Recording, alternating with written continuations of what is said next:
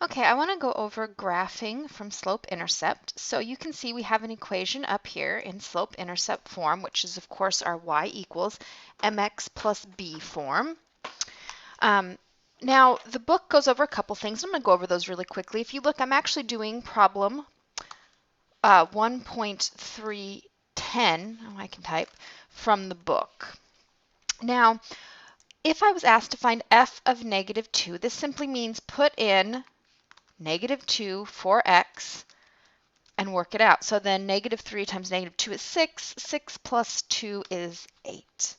Same down here.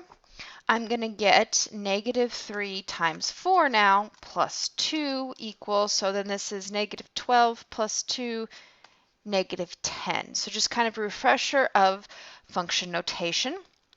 Now if we were going to graph this, so if we want to graph this from slope-intercept,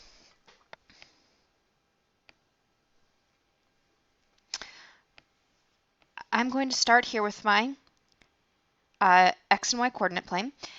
Remember the b, this is where I start on the y-axis, so 2. And then the slope, which is negative 3, the coefficient of x. Remember, if it's not over anything, it's always over 1.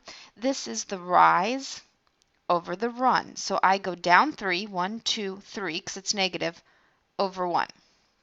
I could do it again, 1, 2, 3, okay, over 1 more. This is my line. Now, you'll notice that I always go negative with the rise or the run. You're always going to run in the positive direction towards the right. The reason is if I went down and then left, what do two negatives do? They cancel each other out. They make a positive.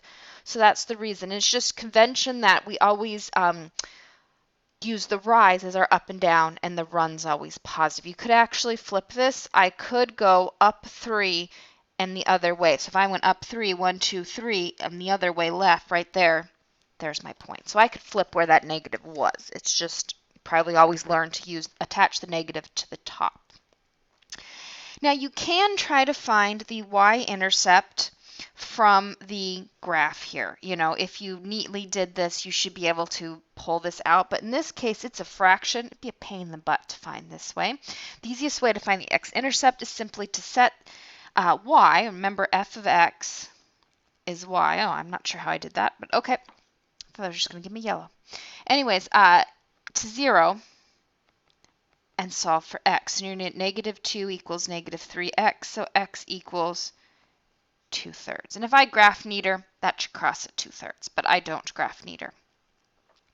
And that's the reason I never use the graph to find intercepts. But if you use graphing paper and did it neatly, you could probably approximate it, but it would be hard to find a decimal from the graph unless you're, going to count by thirds or something like that.